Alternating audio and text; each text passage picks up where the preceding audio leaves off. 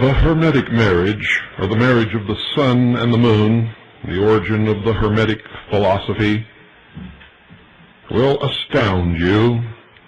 You're going to learn a few things about yourselves, about religion, and about Walt Disney tonight. Good old Walt. You've been leading your children to his lessons in the mysteries and the philosophic indoctrination into the philosophy of fire for many years, and you didn't even know it. Thoth Hermes, the ibis-headed, was the Egyptian god of wisdom, learning, literature, and science. Gnosis, if you will. The G in the center of the compass and square of the Masonic emblem does not stand for God or geometry. It means gnosis, knowledge, those who know. Thoth Hermes is accredited with being the first to reveal the art of writing to the present human race. According to the records available, he lived in Egypt as a contemporary of Moses. Some authorities even claim that Moses and Hermes were one and the same person. The Greek name Hermes is taken from an ancient root, herm, which means the active or positive, radiant principle of nature, sometimes translated as vitality or generative force, and known to ancient Freemasonry, or the Sons of Light, the Freemasons, as the cosmic fire. Hiram, and later as Hiram Abiff. Hermes Trismegistus, often called Mercurius Ter Maximus, dominated the philosophical and literary thought of the ancient world. His very name, ladies and gentlemen, became a synonym of wisdom. In fact, he was revered as the personification of philosophy and erudition. He was regarded as the first Kabbalist, the first physician, the first alchemist, and the first historian. The actual life of this demagogue and king of the ancient double empire of the Nile is obscured by that twilight which hides the origin of all peoples. And those who think they know, you can be assured, do not. By reason of his great wisdom and magical powers, Thoth was listed among the gods. Until today, many believe that he never existed at all outside of mythology. But if action and reaction are equal, then something more substantial than a mere legend must be the foundation for the towering superstructure of the Hermetic arts. During the early periods of human growth, when the intelligence of man was scarcely above that of the animal, according to the theory of evolution, all education was controlled by the priestcraft, just as I have outlined to you on many episodes of the Hour of the Time. The ancient priests were called the shepherds of men. The analogy is that men are sheep, or cattle. For the shepherds guarded the flocks of primitive human beings as the shepherd does his sheep. Are you beginning to have a flicker of understanding? Both science and philosophy were outgrowths of religion. In fact, all our present-day wisdom came originally into the world from between the pillars of the sanctuaries, the temples, what today you call cathedrals or churches. And it came from the priesthood, from the priests. Hermes was to ancient philosophy what Jesus is to Christianity. its light, its inspiration, and of course its impetus. The Egyptian initiates of the temple of Isis claimed, therefore, that Hermes was actually the writer of all books on philosophical and religious subjects, that the supposed human authors were merely amanuens who wrote down upon parchment or vellum the thoughts which this god impressed upon their consciousness, sort of like channeling. In scriptural terms, they were the pens, and he the ever-ready writer. During his lifetime, if indeed he lived, Hermes Trismegistus is supposed to have actually written 42 books. Some, however, are probably the work of the ancient Egyptian priests, for in their glory, these serpent-crowned hierophants represented the wisest group of philosophers that ever lived upon this planet.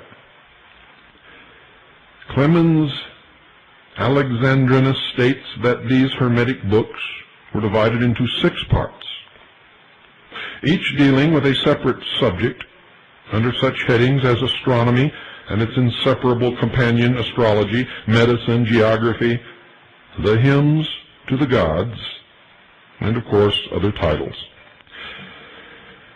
During the ages that have passed, Hermes has come to be acknowledged as the godfather of science, particularly its chemical and medical branches. And even after the Christian era, numerous works dealing with religious and philosophical subjects were dedicated to him and to him alone. And the general term Hermetic art has been applied to practically all the abstruse sciences of the ancient, medieval, and modern worlds. The divine Pymander, more commonly known as the Shepherd of Men, and the Smaragdine tablet found in the valley of Hebron are the most famous of the Hermetic fragments. You may reference this in a book by Manly P. Hall entitled The Lost Keys of Freemasonry. And these 2 works are probably authentic and contain many keys to the universal science of life as held by the mysteries, not necessarily me or anyone else, of which Hermes was a master. Nearly all Hermetic thought was an elaboration of the principle of analogy contained in the great Hermetic axiom, and you have heard me propound upon this before. And I quote, verbatim, "That which is above is like unto that which is below, and that which is below is like unto that which is above," end quote. Now at the present time, nearly all the so-called Hermetic writings are said to be lost. Only a few isolated remnants remain of what once must have been a magnificent collection of philosophical, medical, and religious wisdom. During the Middle Ages, one particular branch of Hermetic thought, alchemy, gradually came into prominence and for several hundred years dominated all other branches and was held under that ancient name, the Rosy Cross, for those of you not familiar with the subjects covered on this broadcast. Alchemy was the androgynous parent of chemistry. Notice I said androgynous.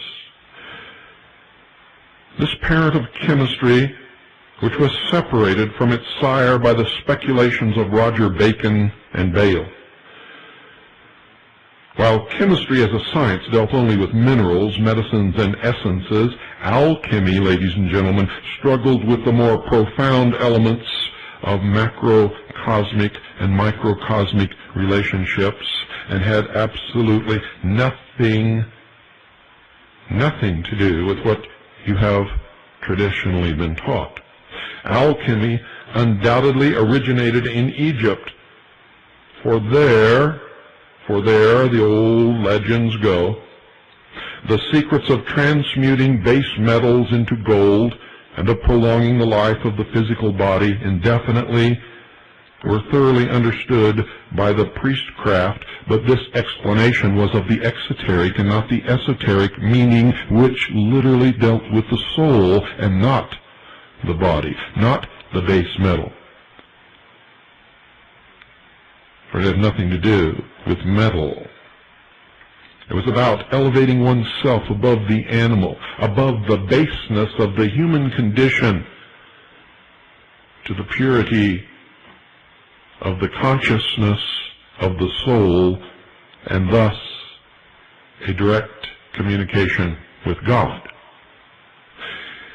Ancient records tell us that the Chaldean sages knew how to rebuild their bodies, many of them living to be over 1,000 years old, and then this again is a metaphor.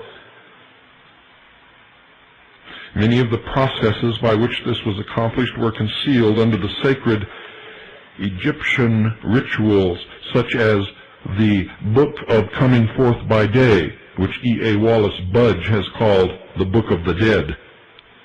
The correct title is the Book of Coming Forth by Day, not the Book of the Dead. In the Middle Ages, when religion divorcing philosophy was wed to blind faith, there was a renaissance of the alchemical and hermetic arts. They were revived by that type of mind which demands reason, logic, and philosophy, as well as hymns and prayers.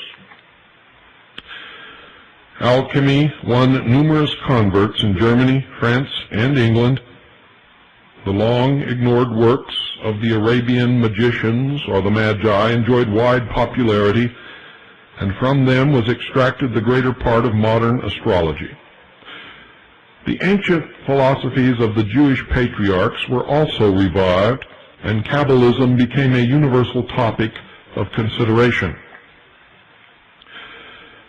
Paracelsus, the great Swiss physician, sometimes called the second Hermes, undoubtedly rediscovered the ancient Egyptian formulae of the Philosopher's Stone and the Elixir of Life, and around him rallied a coterie of medieval philosophers who today stand out strongly against the dun-colored background of medieval culture.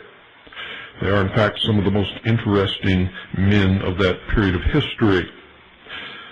Back of this revival of interest in ancient Egyptian philosophy, we may find the masterminds and guiding hands of three great philosophical movements who now control the world. One is known as the Order of the Illuminati, represented by Muhammad, Prophet of Islam, Roger Bacon, father of chemistry, and Paracelsus, father of modern medicine. Remember, the mysteries, or the religion of Illuminism, came from the Middle East, and thus properly belongs exactly where it is placed, represented by Muhammad, the Prophet of Islam. For it is from the Islamic faith that the Knights Templars brought the mysteries from the Middle East into Europe. It is an interesting fact that the present buildings and school of Rudolf Steiner, the German mystic, are located in the grounds of the old estate of Hohenheim, where Paracelsus lived. The Order of Freemasons, represented by the great Robert Flood, master of symbolism and alchemy, and Elias Ashmole, the unique philosopher, and the Rosicrucians, a sacred organization founded by the mysterious Father CRC after his return from Arabia. You see, in the mythological city of Damcar, he had been educated in alchemy and astrology by Arabian adepts, according to the story. After him came Sir Francis Bacon, the remodeler of British law, And then Count Cagliostro, the sublime adventurer, and last and greatest of all, the great Comte de Saint-Germain, probably the world's greatest political reformer, an alchemist by fire, and one of the greatest frauds that has ever lived. These superlative minds leavened the loaf of materiality, and, according to those who study the mysteries, kept alight the flame of Hermes during the medieval centuries of religious intolerance and bigotry. Concealed beneath chemistry, the science of relating chemicals and elements, these minds discovered the ancient Egyptian arcana, long hidden by the crafty priests of Ra and Ammon, and further concealed by that great mystery school known as the Vatican. Alchemy thereupon became the chemistry of the soul. For under the material symbol of chemistry was concealed the mystery of the coming forth by day. Now these ancient wise men taught that the world was a great laboratory, that living essences were the chemicals, that the span of life was a period of time given to the mind in which to experiment with the great agencies of nature, and that to the thoughtful came wisdom from their labors, while for the thoughtless life held only foolishness and sorrow. In this great laboratory, man learned how to combine the living chemicals of thought, action, and desire, and by learning the ways of nature, became the master of nature. According to those who believe, he became a god by actually becoming a man. You see, in the words of the great Paracelsus, and I quote, "The beginning of wisdom is the beginning of supernatural power," end quote. Of all the Hermetic mysteries, none is more perplexing than the so-called Hermetic marriage, a post-Christian interpretation of an ancient Egyptian ritual supposedly written 200 years earlier, was published to the modern world in the first part of the 17th century under the name of the Chemical Nuptials of Christian Rosenkreutz. Little, if anything, has been discovered concerning the origin either of this book or the Fama Fraternitatis, which appeared about the same time. The exalted order of Rosicrucian philosophers, which today is known as the Rosy Cross, has been very reticent concerning its members and their works, and even today it is difficult to prove from a strictly material viewpoint that the order ever existed, unless, of course, you listen to the hour of the time. For we have proved it repeatedly, cited book, paragraph, chapter, and verse. Concealed under the quaint wording of the alchemical marriage can be plainly traced a series of mysterious formulae concerning the transmutation of base metals into gold. And I've already explained the esoteric meaning of that. The alchemist taught that man contained within himself all the elements of nature, both human and divine, and that by special culture the base elements of his nature could be transmuted into the spiritual gold called the soul. In discussing this, Paracelsus makes plain that these philosophers did not wish to leave the impression that something could be made from nothing. Rather, they emphasized the fact that each individual thing contains all other things, and that the alchemical process of making gold was merely to culture the germ of gold, which is contained in every base substance, to bring it to the top, so to speak, above the baseness of human nature. Modern science substantiates the alchemical point of view by stating that it expects to extract gold from mercury by taking out or isolating the electron of gold, which is one of the constituents of every mercurial atom. Taking the chemistry of human relationships as a basis, therefore, we have prepared the following thesis concerning the true preparation of a philosopher's stone and the elixir of life, according to the fundamentals laid down by Hermes and the ancient Egyptian priestcraft. It is known as the Hermetic anatomy. A theory of natural creation has been generally accepted by the faiths of the world, with the possible exception of Christianity. You see, to the ancients, everything in nature was alive. Therefore, they accepted the human body as symbolic of the universe. The Hebrews called this prototype Adam Kadmon, or, in translation, the grand man, in whose mold all things were made. Every system of cosmogony, except the Christian, makes the universe a living thing. Instead of a God separated from his creation, the Brahmins, Jews, Persians, and Chinese have conceived their God as being completely involved in his creation. They have accepted more literally than the Christians the idea that man dwells in God, that in God he actually lives, moves, and has his being. They call this God Macroprosopus.